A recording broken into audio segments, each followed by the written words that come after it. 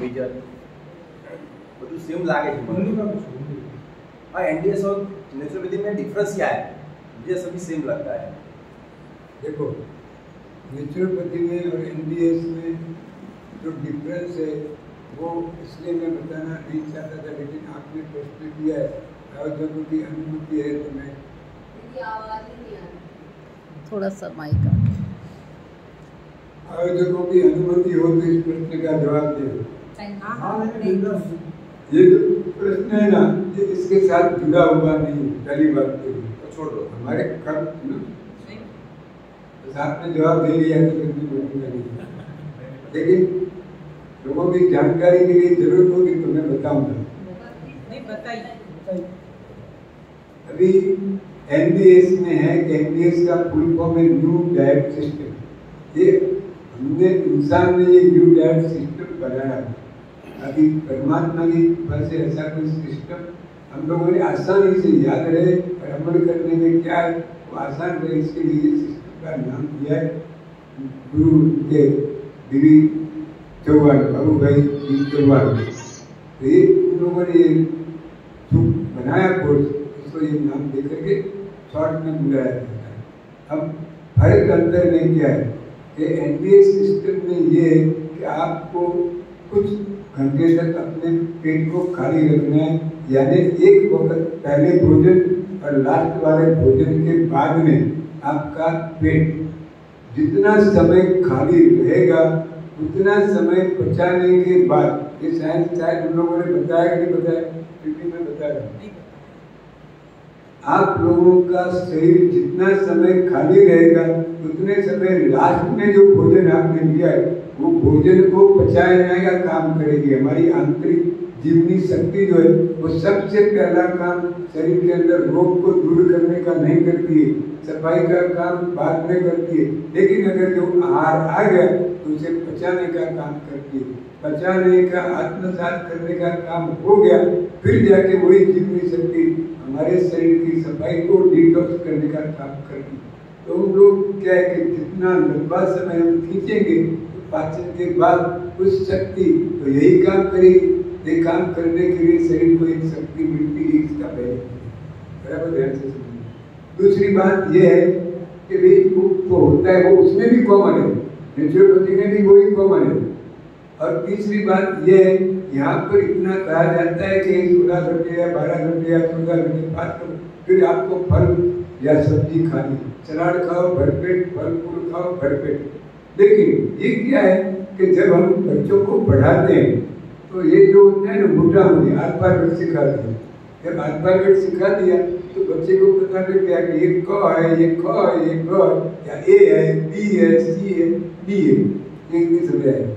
लेकिन जब तक उसको शब्दों का ज्ञान नहीं मिलेगा, बराबर समझ रहे, शब्दों का ज्ञान, इस अक्षर को यह है अपने जो अक्षर हैंडराइटिंग में जो यूज करते उसको जोड़ करके जो शब्द बनाते हैं, तब उसको पहले शुरू में प्राथमिक ट्रेनिंग जो देते हैं, इसमें बा, पा, मा, का ऐसे छोटे छोटे शब्द जो सिंगल मूलाक्षर के होते हैं या डबल के होते हैं ऐसे सिखाया जाता है। फिर इसकी शक्ति बढ़ती है, क्षमता तक उसको आगे बढ़ाया जाता है। इसलिए ये प्राइमरी स्थिति है कि आपको फल और सब्जी खानी है। अब ये फल और सब्जी खाओगे तो आपके शरीर के अंदर सॉलिड यानी कुक्ड आइटम, रंधी हुई पकाई हुई चीज लेने की जगह ही नहीं, तो आप खा ही नहीं सकते, तो इसका बेनिफिट मिलेगा। शरीर में पचाने की क्षमता जरूरत पड़ती है, शरीर की जीवनी शक्ति को वह कहाँ पर, इसमें तो सब कुछ न स्टार्च है, न चर्बी है, न प्रोटीन है। पकाई हुई चीज में स्टार्च, चर्बी, प्रोटीन आएगा तो उसे पकाने के लिए हमारी जीवनी शक्ति को जरूरत पड़ती है। बाकी ये तो प्री डाइजेशन सन कुकड़ा आया सब हमारे पास, और जब हम सन कुकड़ा लेते हैं तो हमारे शरीर को भी जीवनी शक्ति को भी कम एनर्जी खर्च करनी पड़ती, तो हमारी एनर्जी शेयरिंग का काम यहाँ से शुरू हो जाता है। और जब हम कुकड़ा आइटम लेते हैं तो पचाना पड़ता है, तो इसी के अंदर हमारी एनर्जी बचाते हैं। यही चीज नेचुरोपैथी में भी होती है, वही एनर्जी बचाने का काम करते हैं। लेकिन लाइफ लॉन्ग प्रैक्टिकल लाइफ में जो थोड़ा बहुत है ये चीज देखो, आप नेचुरोपैथी के अंदर बीबी चौहान की शिविर में मेरे ख्याल से हजारों में लाखों शिविरार्थियों ने लाभ लिया होगा पूरे देश विदेश में। अकेले भारत की बात नहीं कर दिया होगा, लेकिन इसमें से कितने टिक पाए ऐसे हीरे या जवाहरात के रूप में गिनो तो धरती बहन, मुकेश भाई, वो हरीश भाई और वो कालू भाई और जितने भी है वो इसमें से अपना अर्थ निकाल के अपनी प्रैक्टिकल लाइफ के हिसाब से वाइबल जो होता है उसी हिसाब से चलते हैं। दीदी चौहान आज भी वही स्थिति में है और वही अपने हिसाब से चल रहे हैं और चल रहे हैं और लोगों को एक मिसाल भी दे, वो सही है, लेकिन इतनी परफेक्टली बनाए रखना मुश्किल है। तो नेचुरोपैथी में यहाँ थोड़ा बदलाव आएगा कि आपको कुकुड़ आइटम भी मिलेगी, अकेले पप्पू के ऊपर रात रखा नहीं जाता है, लेकिन उसकी मात्रा कुछ भी करके कम करनी होती है, लेकिन वो साइकोलॉजिकली हम करवाते हैं, आपको पता भी नहीं चलेगा कि हमने कैसे कम करा। हम 4 वक्त देंगे आपको खाना, 2 वक्त नाश्ता देंगे, 2 वक्त भोजन देंगे, लंच भी देंगे, डिनर भी देंगे, लेकिन आपको पता नहीं चलेगा कि हमने कैसे आपको ये आपको आहार ज्यादा किया है। ये एक जो प्राकृतिक चिकित्सक है उसने एक ढांचा ऐसा बनाया कि उस ढांचे के हिसाब से अगर चलोगे तो इसका दूसरा फायदा ये है कि आप फल फूल खाने हैं, सलाद खाना है, तो जिस आपको सलाद मिलेगा काकड़ी, खीरा, दूधी, गलका, तूरी, टिमसा, मूली, गाजर, कैप्सिकम जो मिलेगा और जो इसमें आपने आसानी से मिल गया वो आपने खाया। हमारे यहाँ एक चीज नेचुरोपैथी में ये कि कौन सा द्रव्य ज्यादा गुण आपकी इस बीमारी पे करेगा तो उसको हम निशाने पर ले जाने की कोशिश करते हैं। आप काकड़ी खाओगे तो उसके अंदर से आपको क्या मिलने वाला है? सिलिकॉन ज्यादा मिलेगा। दूधी है तो उसके अंदर नेचुरल स्टेरॉइड मिलेगा। गाजर में क्या मिलेगा? तो उसके अंदर हमें विटामिन ए रेटिनॉल के रूप में मिलेगा। वो रेटिनॉल कन्वर्ट होकर विटामिन ए बन के हमारे शरीर की रोग प्रतिकार शक्ति बढ़ाने में, हमारे शरीर के पावरफुल एंटीऑक्सीडेंट बनाने में वो काम करता है। लेकिन अगर वही गाजर हम उपयोग करते हैं छिलका निकाल के अंदर से पित्ता निकाल तो काम नहीं करेगा। वो नॉलेज नेचुरोपैथ को होता है। एमबीएस के जितने भी हैं वो एक चीज करवाते हैं, लेकिन इनको ये सारी एक एक द्रव्यों का पता नहीं होता। ये अभ्यासक्रम पूरा होता है। आहार एक औषध, तो हमें आहार में ऐसी चीजें ढूंढनी निकालनी कि जो हमारे शरीर की दवाई का काम करे। और हमें लीवर से दवाई बनती है, लेकिन लीवर को सपोर्ट करने का काम करे और इसकी रॉ मटेरियल जो है वो हमें प्रोवाइड करनी और उससे भी फायदा तो वही है, बचाने की शक्ति उसको बीमार नहीं लगने वाली और यहाँ भी नहीं लगने वाली। लेकिन आप अकेले गाजर भी इसमें टूट लो तो ये चीज थोड़ा यहाँ एक अंतर पड़ता है। सपोज करके मैं पाइनएप्पल देता हूँ तो पाइनएप्पल का रस ऐसी चीज है कि जिसके अंदर नेचुरल रूप में ब्रोमोलिन है और किसमें ब्रोमोलिन है वो एमबीएस के जो प्रणेता है इन लोगों को शायद इतना अभ्यास में न हो, इतना जानकारी प्राप्त करने की कोशिश न की, वो मोटामोटी करते हैं, करवाते हैं, वो अच्छी सही चीज। तो ये जानकारी प्राप्त करने के लिए नेचुरोपैथी का 5.5 साल का एज इक्विवेलेंट टू एमबीएस का कोर्स होता है। हाँ, लेकिन आप सबको बता दूं कि मैं ये कोर्स नहीं करके आया। मुझे मेरे गुरु की शिक्षा जो मिली है, जब तक वो जिए अंत में इन्होंने ये गोदी में अपना शरीर छोड़ा। उन्होंने अपने से बोला खुद से कि मुझे अपनी गोदी में सुला दे, बस मेरा लास्ट सेंटेंस बोले थे, ये जोत जगती रहनी चाहिए। बस तब से मैं ऐसे शिक्षण कार्य के अंदर कुछ भी उपेक्षा के बिना जाता हूँ। मेरा ये जो समझ जो मुझे मिली है और बहुत से मुझे गुरुजनों से मिली है वो हम आपको बांटते हैं। लेकिन आज भी मैं इतना कह सकता हूँ कि जो गुरु आशीर्वाद से जो मुझे मिला है वो 5-5.5 साल का पूरा ये बीएमएस का कोर्स करके आने वाले डॉक्टर भी इतने एक्सपीरियंस नहीं है जितना परमात्मा की कृपा से मैं लोगों को गाइड करने की कोशिश करता हूँ। ये उसकी गुरु की देन है, प्रभु की कृपा है। तो नेचुरोपैथी के अंदर ये निशाने पे चोट लगाना है, बाण लगना चाहिए उसकी लेफ्ट आई के अंदर ही लगना चाहिए, उसकी टीकी पे लगना है और 3 जगह। ये हम थोड़ा विशेष रूप से करते हैं।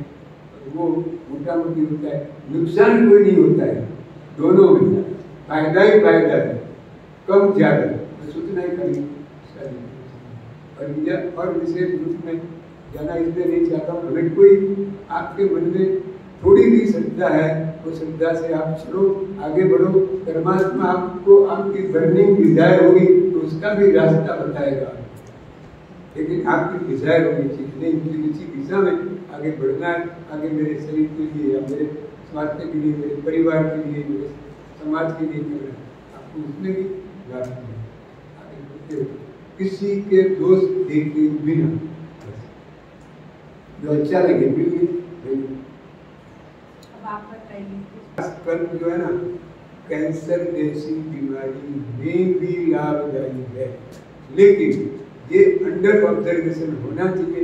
इसके लिए मैंने आप लोगों को इसके बारे में व्यापक रूप से नहीं बोला कि किसके अंदर होना चाहिए। और दूसरी महत्व की बात ये कि IBS, इरिटेबल बाउल सिंड्रोम या अल्सरेटिव कोलाइटिस हो, ऐसी व्यक्तियों के लिए एक कर्म करवाना अपनी मर्जी से उचित नहीं है। ये भी अगर करना चाहे अंडर ऑब्जर्वेशन या किसी भी निगरानी में करना चाहिए। दो लोगों को आपको देना नहीं है। कैंसर वाले कर सकते हैं, लेकिन थोड़ा बहुत करने में कोई नुकसान नहीं है, लेकिन आगे चलकर किसी के सुपरविजन या निगरानी में करेगा तो उसके अंदर काफी उभार की स्थिति आती है। कोई ना कोई ऐसी कंडीशन आएगी जिसको आप टैकल नहीं कर पाओगे, कुछ वक्त मुश्किल में आ जाओगे। इसके लिए हमें ऐसे किसी अनुभवी के गाइडेंस में करें तो अच्छा रहेगा।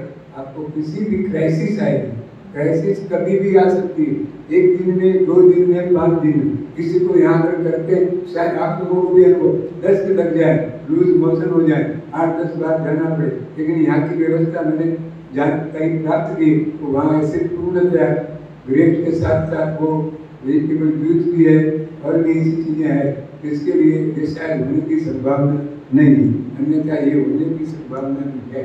क्राइसिस किसी को भी कभी भी हो सकती है, तो इसको हमें ओवरकम करने की क्षमता भी होनी चाहिए।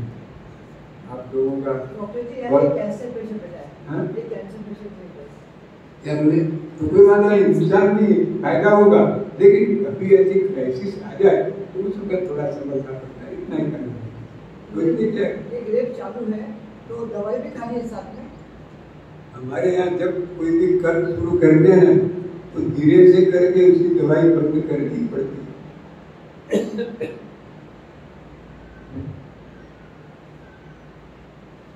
कोई भी कोर्स करेंगे कर्म का, दवाई इसके साथ परमिटेड नहीं है।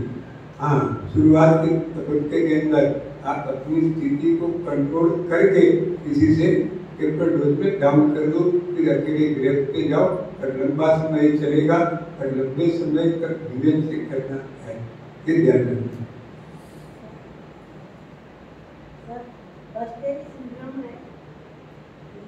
बेटा बताओ ना, आपको जो तकलीफ है ना, ये 22 साल की है। मुझे ना बच्चे सिंड्रोम की एक तकलीफ है। इधर आ जाओ। बच्चे सिंड्रोम की एक तकलीफ है, लिवर की साइड की नसों में ब्लड का क्लॉट है और पूरी बॉडी में ही ब्लड जो है वो थिक है, तो मैं ब्लड थिनर की दवाई लेती हूँ। अब एक चीज है कि ये व्यक्तिगत प्रश्न है, इसके लिए मैं चाहूँगा अगर आप बुरा न माने तो आप कंसल्ट कर लें तो आपकी सारी शिकायत दूर हो जाएगी, निश्चित रहो। लेकिन यहाँ व्यक्तिगत प्रश्नों का मैं इसलिए जवाब नहीं देता हूँ क्योंकि ये शिक्षण का कार्य है और सभी को ग्रेप्स के बारे में बताना था। ग्रेप्स इसमें सहायक रहेगी लंबे समय तक, लेकिन साथ साथ और चीजें जोड़ेंगे तो आपको थकना नहीं पड़ेगा, अन्यथा आप थक जाओगे। ग्रेप्स मिलेगी 2 महीना, इससे ज़्यादा नहीं होगा, शायद मार्च अप्रैल तक मिलता है। अब आगे क्या करो?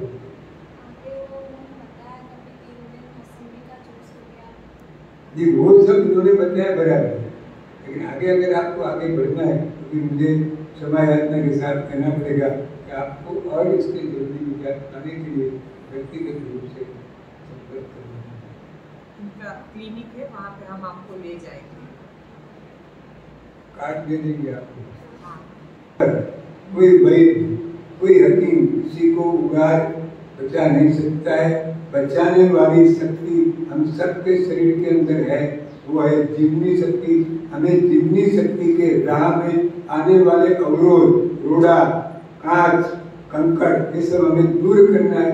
वो हम करते हैं और आपको रास्ता दिखाते हैं। इसलिए कोई गलती से भी हमें ज़्यादा वो इज्जत देना या हमारा बहुमान करना वो जरूरी नहीं है। परमात्मा हमें सबको शक्ति दी, उस शक्ति को हमें सहायक बनना है। तो ये चीज़ हम करते हैं और ये चीज़ करने में हमें बड़ी खुशी मिलती है और हम ऐसा काम करने में निमित्त बनते हैं। इसलिए हमें परमात्मा का धन्यवाद करते हैं कि हमें ऐसा मौका मिलता है।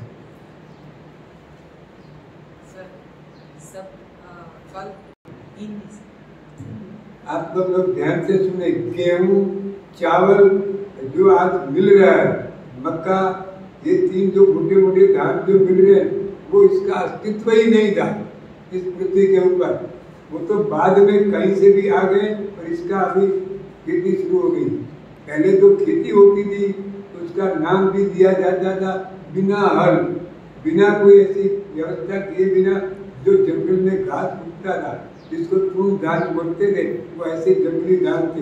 वो कांग हो, कांगड़ हो, रागी हो, साबू हो, गाजरा हो या कुछ भी प्रकार के जो छोटे छोटे सूक्ष्म धान है वही पैदा होते थे। और जो मुल्क में वो पैदा होते थे उसी मुल्क के लोग उसी का ही सेवन करके अपना निर्वाह करते थे।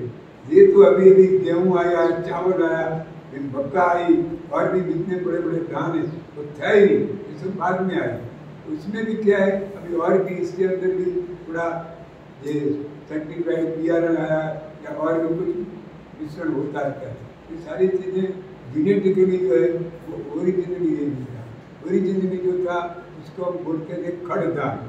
खड़ यानी जो जमीन में जो घास उगता, ऐसे प्रकार के जो खड़ धान थे वो खड़ होता था, उसी में उसके सीड या उसके वो लगते होते हैं फल, तो खड़ धान या तूर धान बोलते हैं। आज भी हमारे ज़माने में जब हम छोटे थे तो हमने ऐसे शब्द सुने थे और ऐसी छोटी छोटी चीज़ें मिलती भी थी। लेकिन जब से ये जब अपना डेवलपमेंट हुआ, संस्कृति बढ़ी, तो संस्कृति ने उन सारी चीज़ों को भुला दिया। उस जमाने की भी मैं बात करता हूँ कि जिस वक्त चावल घर में बनना तो हफ्ते में एक बार बनते या 15 दिन में एक बार बनते। और किसी अच्छे घर के अंदर बाजरी चलती या ज्वार चलता या और भी ऐसे कोई धान चलते, लेकिन अपना ये गेहूं की रोटी या गेहूं की कोई आइटम बनी वो भी एक अजीब सा था है। गेहूं की रोटी बने यार, बड़ी अच्छी बात है। और बोलते चावल बने, हम दाल चावल बने।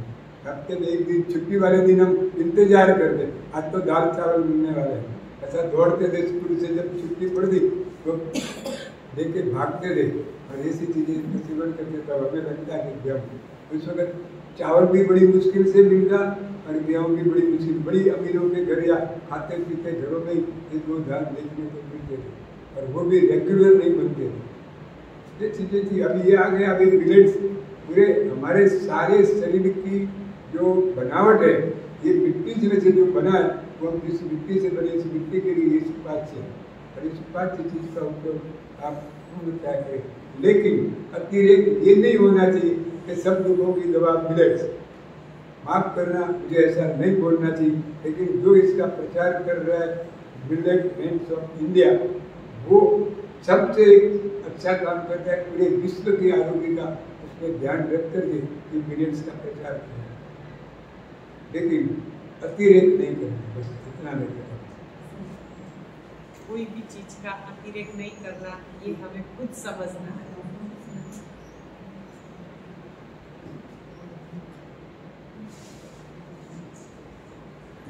देखो, आप लोगों ने रसपूर्वक या आपको ये समय का आपने ध्यान देकर मेरी बातें सुनी। इसके बारे में कहीं कोई विजन आ जाए तो आप मुझे कभी भी पूछ सकते हैं। मेरी इजाज़त मिलेंगे तो मेरा कार्ड भी आप लोगों को दूंगा, अन्यथा लोगों के पास भी मेरा एड्रेस है। और आप लोगों ने जो प्राप्त किया, अगर आपको सही लगे तो आप इसका अमल करें, अनुभव करें, अमल करें, अनुभव करें और आपको इसमें रिजल्ट आपको देखने का मिले आपके शरीर के साथ। आपका शरीर कभी भी झूठ नहीं बोलेगा। मैं बोल सकता हूँ, आप बोल सकते हैं, लेकिन शरीर सत्यवादी हरिश्चंद्र है, वो जो बोले वो सही। आपकी तकलीफ में सदगुरु होती है तो आप इसका गौरव तक इसका प्रचार भी करें, गौरव तक ये संदेश पहुँचाएं। बस इतनी हमारी गुरु दक्षिणा समझ के जो ओके।